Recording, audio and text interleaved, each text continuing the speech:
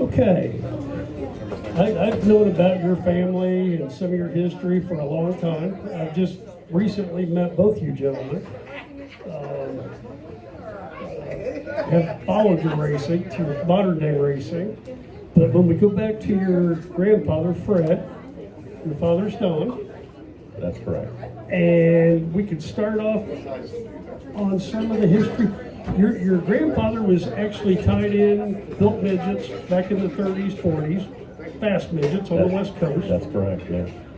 And why don't you guys start in that area and just kind of share back and forth and let us know where the family roots started, some of the drivers, and how well you did, because it was phenomenal history through the 30s into the 50s. Yeah, well, it's kind of funny because his father was a wagon builder, and then my grandfather, of course, built race cars, was in the transportation business, and ran midgets in the 30s and the 40s and the 50s.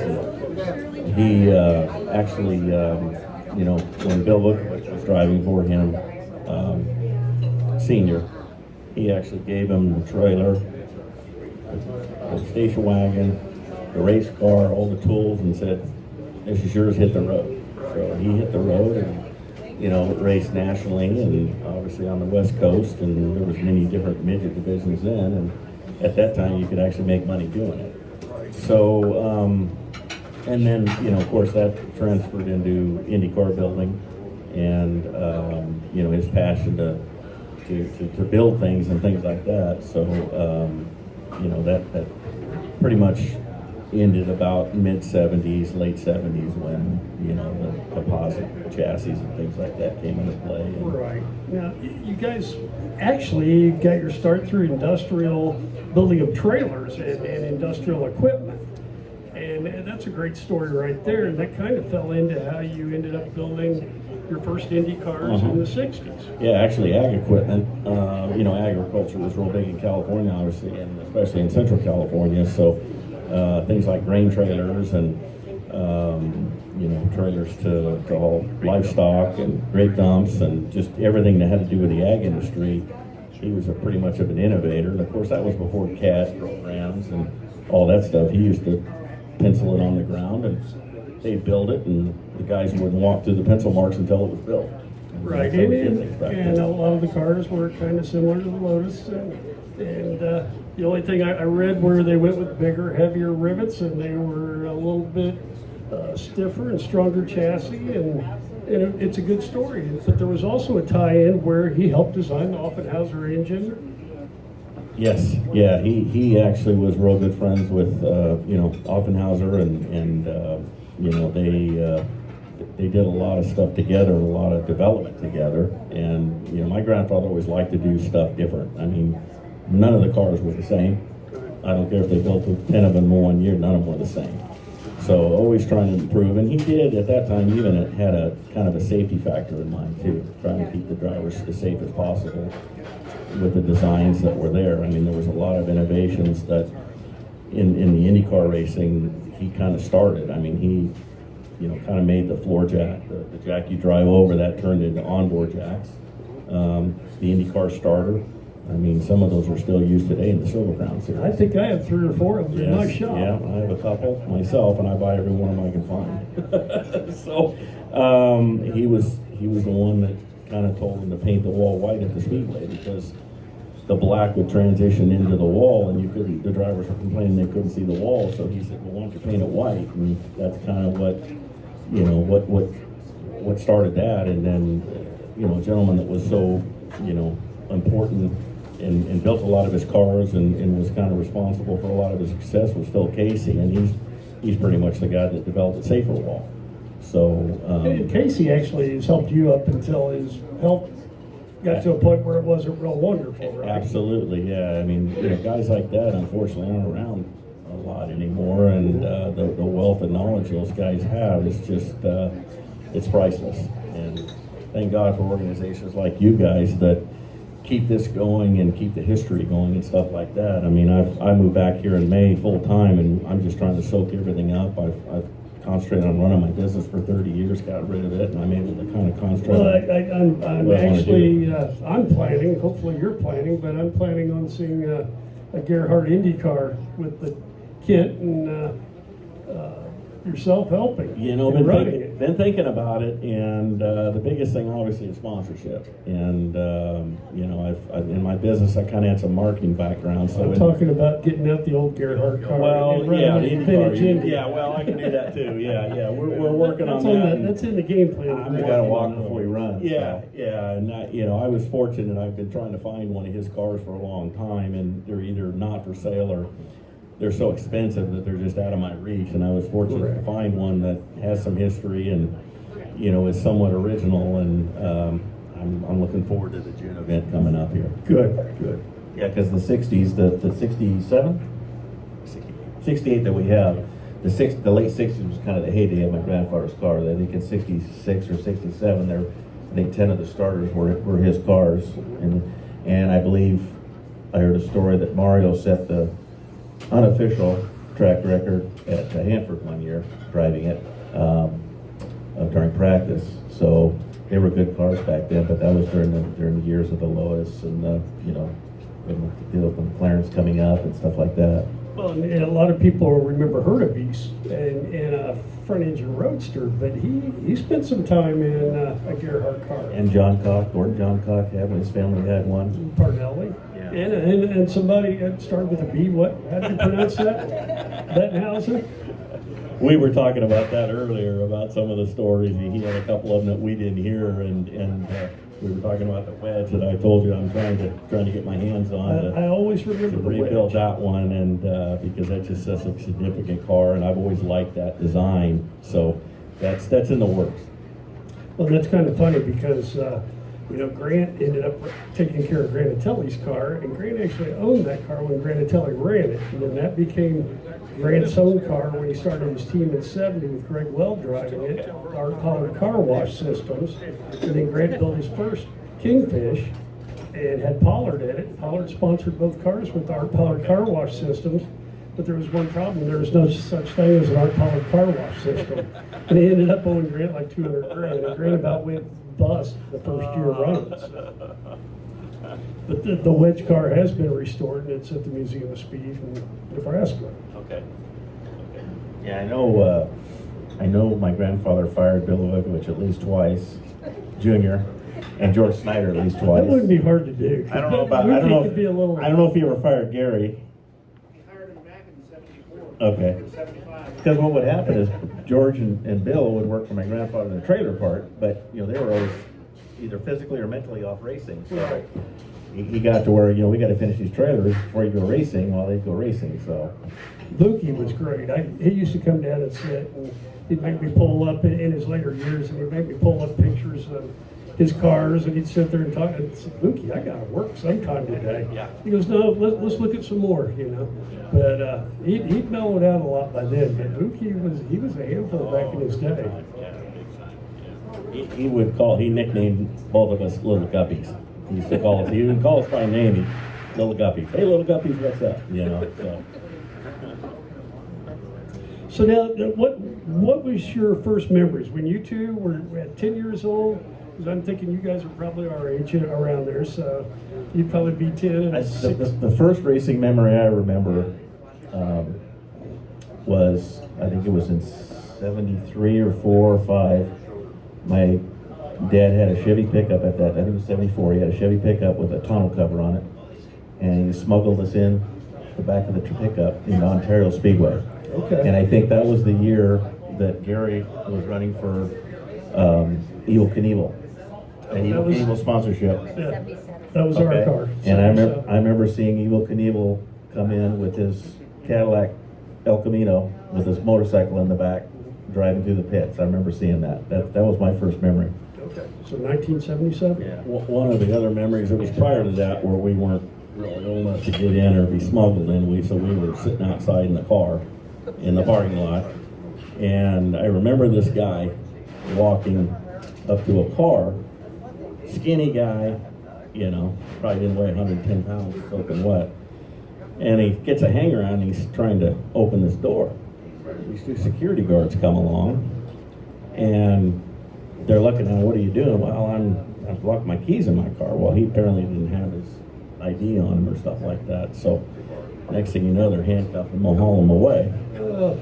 Now, also, modern day, a lot of the transporters have the typical lift gate now, and I know this goes back to, was it your grandpa or your father? Yeah, no, my grandfather invented that, and originally he invented it to stack coffins into a trailer, because there was really no way to stack them, and of course you put one row on the floor and you just waste the rest of the area above that. So one day, Danny Angias was at my grandfather's shop, because obviously he was an Indy car driver and lived in the LA area, and he told my grandpa, he says, "Fred, you think one of those would lift one of my Indy cars?"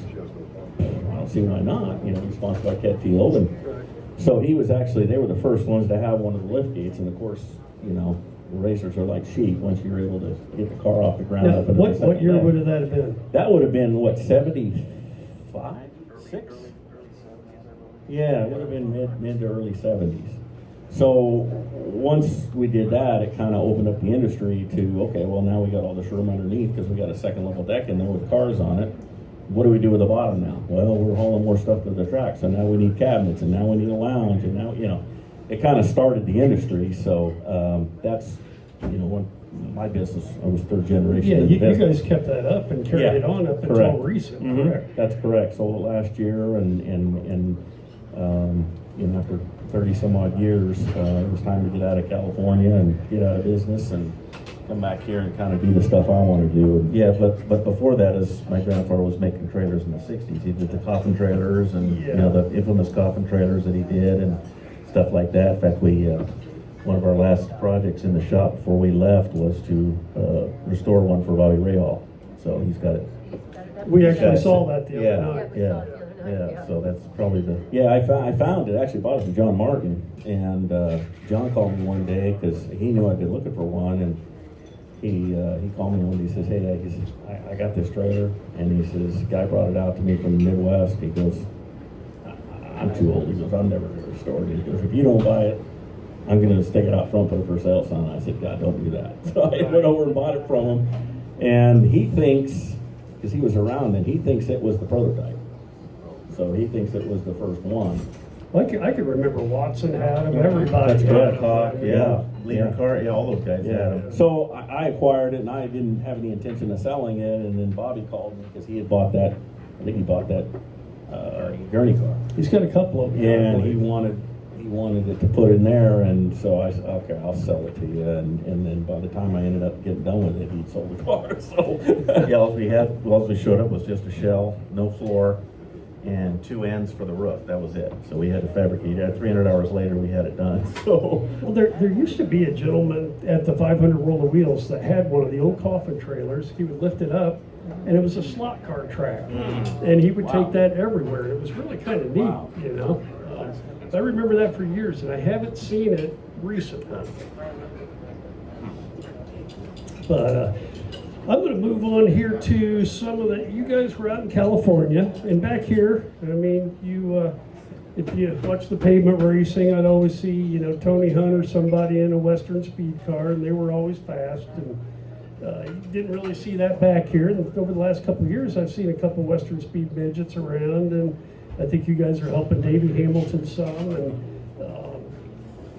you guys were fast out on the left side there, on the left coast. yeah, I mean, when COVID hit out in California, it kind of killed racing. They were trying to kill it anyway. So about late 2020, I decided just to move all my stuff back here and come back here and run, because nothing was really going on there. And what was going on was 3 or 4 car show, and it just didn't make sense doing that. So then Casey put a program together to run the midgets out, the pavement stuff anyway, out at RP. So it just made sense to bring everything out here. And we were running Silver Crown, and we were running winged pavement sprint, but the Silver Crown stuff, we were having to travel to Ohio and Wisconsin and Kentucky and stuff like that and run, and it just it was Expensive. 6 days away from home, and it was a lot of money, a lot of time, and we just finally got rid of that car and just kind of concentrated on the midget when we were. Well, how did you guys decide to pack up, sell the business, you and your brother move out to Brownsburg, Indiana. I've been- How was that I've- flag with the destination? I've been trying to get him out of California for 4 years. Yeah, I can, Yeah, I understand we gotta get why. out of here, we gotta get out of here, we gotta get out of here. So finally, right before COVID is when he put the company up for sale, and then COVID hit. So everything kind of just died for about 18 months, so. Now, when you guys put up a company that your grandfather started, it's been in your family forever, was it tough to put it up for sale and actually say goodbye, or did you stick around and No, work you know, with them? I stuck around for a year, but it was hard. It just, you know, the time was right. I wanted to do other things. I wanted to concentrate more on what I wanted to do instead of what I had to do. You know, I was able to race, fortunately, while I had the business, but it was just a constant grind between the two because, you know, I knew what made the money and I knew what spent the money. So, but, you know, California just became unlivable. We've been coming back here all our life. He worked on the INDY team for many years. So, you know, way What back. teams did you work on?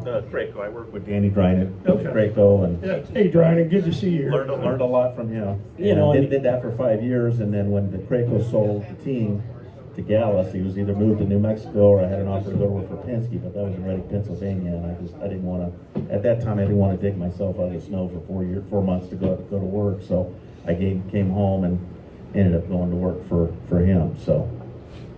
And again, we've always been, you know, around the racing stuff and doing as much Right. racing as we could. And just, you know, just back here is kind of where we wanted to be. I mean, you know, fortunately, when he was on the team, that was way back when, you know, Indy was a month long. Right. So you'd spend a month back here or 3 weeks or whatever. So And it's I kind miss of nice. that. Yeah, I do miss because that. you know the weekends were tough, but during the week you were able to just go anywhere because there was hardly anybody around and it was just the guys working and you know so on and so forth. So that was kind of nice and.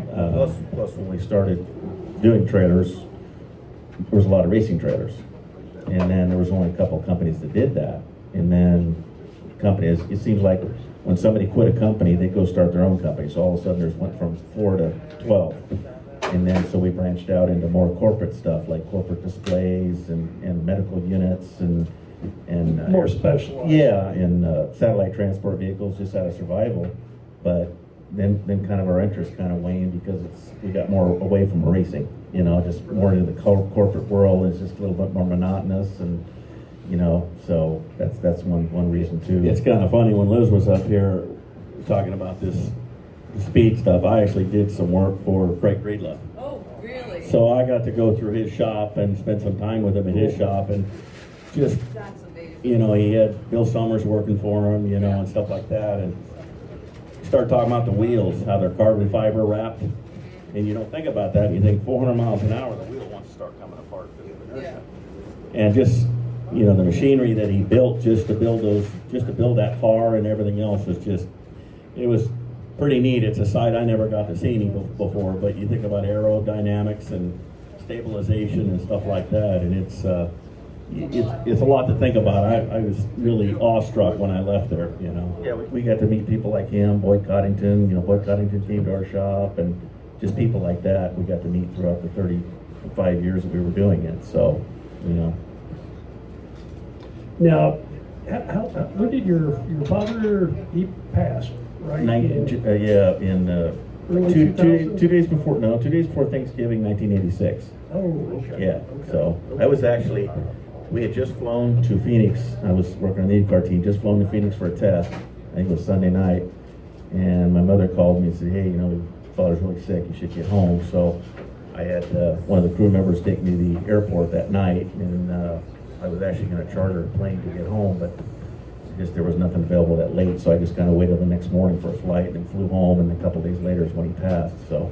Yeah, he was still pretty much around the family business. Oh yeah, he ran Right it. Yeah, he ran it. Yeah. Yeah, you know, my grandfather was kind of getting to where the part where he was retiring and, you know, working on race cars and building race cars. And Kent got to work with him a lot more than I did because I was kind of building my business, and he was, you know, able to work with my grandfather. And he, you know, he was an innovator. It wasn't, they used to make him angry because he'd get a car all done. He said, okay, are we done well done? Are we done cut? Oh yeah, no problem. He'd take it and get a powder coater, bring it back. Kent turned around, next thing you know, there's a grinder. He's cutting off a tab. He's doing this. He's putting another bar on. It's like, oh my God, it never is. Or I'd be working at the IndyCar team, and he said, hey, on your weekend, can you go to Gurney's and pick something up for me? I said, okay. So at that time, Gurney was still in Santa Ana. So I drive down there, and he's throwing a Pontiac V8 in the back of my truck. It was one they ran in the IndyCar the year before. My grandfather was going to take it and put it in the super modified. So, and then I went down to Jim Wright's one year. Jim Wright's, I think it was his sister, brother-in-law in the desert, the Palm Desert, and picked up an old Offenhauser for him to put in a midget. And I go there, and there's this old barn, there's this U-shaped workbench, and there's curtains in front of hanging down from the workbench, and all the way around the workbench was nothing but old Offies.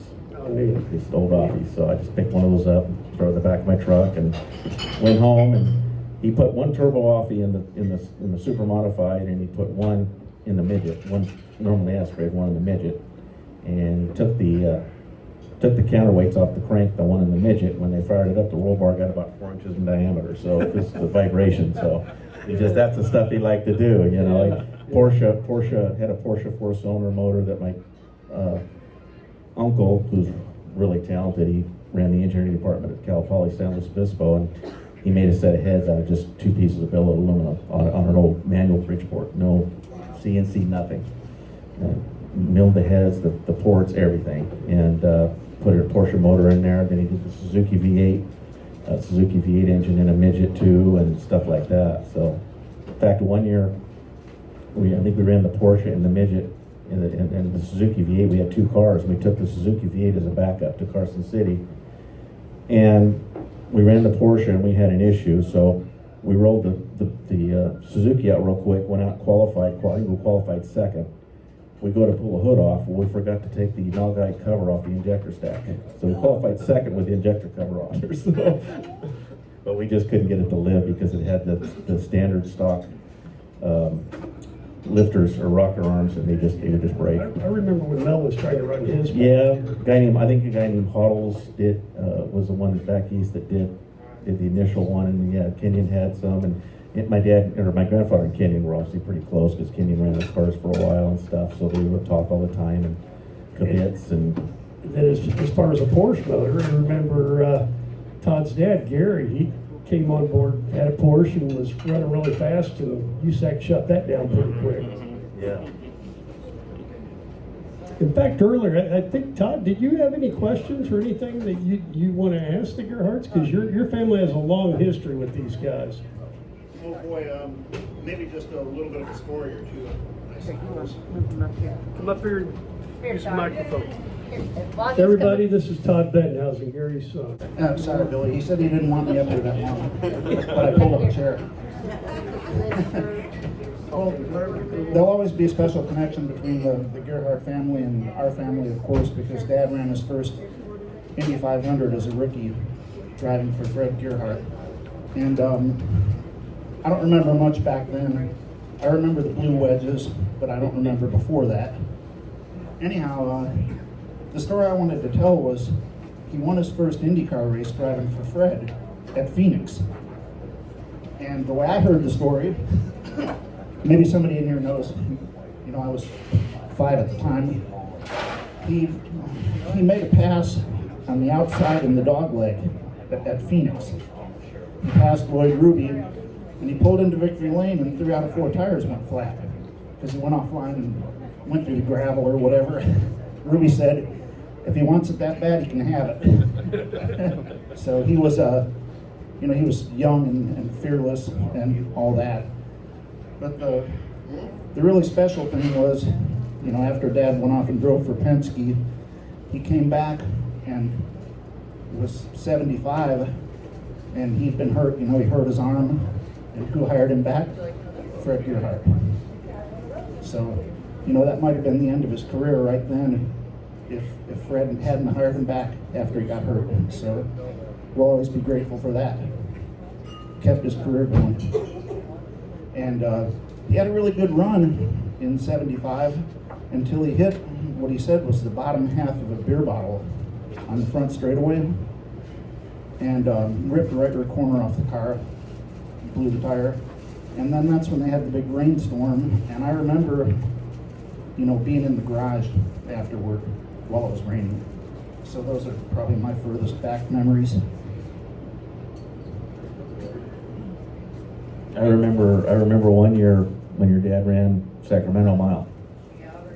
And the I ran next, second where? he ran the Sacramento Mile. Oh, Sacramento. Dirt, yeah. Okay. And then the next day, came to Fresno, and they fitted him in the Indy car because they were putting power steering in it. So they had him sit in the car and, you know, how far left, how far right, stuff like that. I remember that. That was probably mid 70s, mid They were late putting power 70s. steering in an Indy car? Yeah. Yeah, that would have been after he hurt his arm at Yeah, Syracuse. yeah, because his arm was messed up then. Yeah. Well, they had a couple of really pretty cars, especially in '76. The dark blue one. Hopefully that one gets restored someday. I know it's still around. But his teammate Eddie Miller, you guys might remember, he almost ended up in the 16th Street Tunnel. That was the car that Dad drove the year before. So I don't know. Maybe Dad wasn't too into driver coaching at that time. Most drivers aren't. They're so competitive, they don't want to help. Yeah, but you know, I just remember, you know, Fred and the Gerhardt family is the ones that Dad was driving for when I was old enough to understand what Dad was trying to do for a living. So, Well, we were fortunate. We had a lot of those guys from California, the George Schneiders, the Tommy Astones, the Johnny Boyds. You know, I mean, we had a lot of those guys that came out of California to come back here and, you know, try to make it big. And, you know, some of them, you know, went on to own businesses and run insurance companies and stuff like that. And, You know, still came back here every year. Fresno population of 1 million. I lived 1 mile from Johnny Boyd, and I lived 1 mile from Billy Jr. I was going to say the Vukoviches, you know, they weren't always the easiest to get along with, but No. certainly dear friends to all of us. I remember one of the last times I saw your dad was me and Vukovic came back here and we stayed with your dad, and I think you guys were there too. But we stayed with your dad at the house, and Yeah, we always put him in the basement. yes, I stayed in the basement, which was fine. And I remember your mom was getting on your dad about having the drink, the evening drink. So she said he could only have one. So he ended up having like one of those 48-ounce tumbler deals. He said, well, it's still one. So She should have known by then. that was your dad, yeah. You can't tell him No, what to do. no. Well, didn't Bill used to call your dad the schmuck?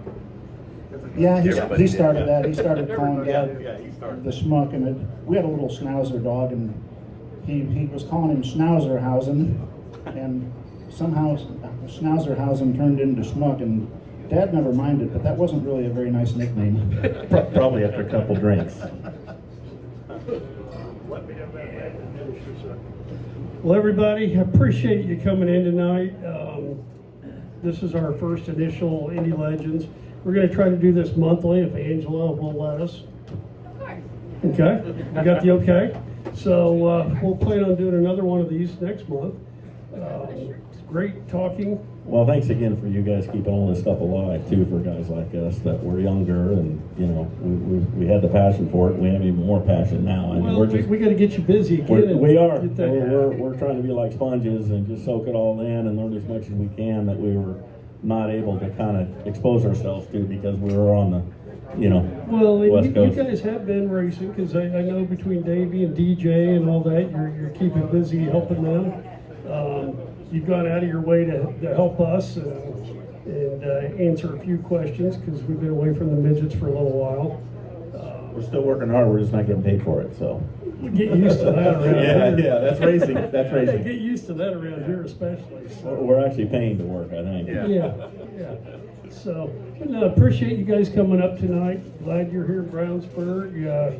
Want to make sure we get you to our event. Feel free to come up and talk to a few people and have Liz sign a few things and stick around and enjoy it. And we'll get our next date out and tell you who our next guests are going to be. So, but thank you very much for coming tonight. Thank you. Thank you. everyone. We would like to say though, for our Indie Legends, the date is set June 27th, 28th, and 29th. Load in is 27th. And we will have a Thursday Night Thunder on the 26th for the midgets at IRP.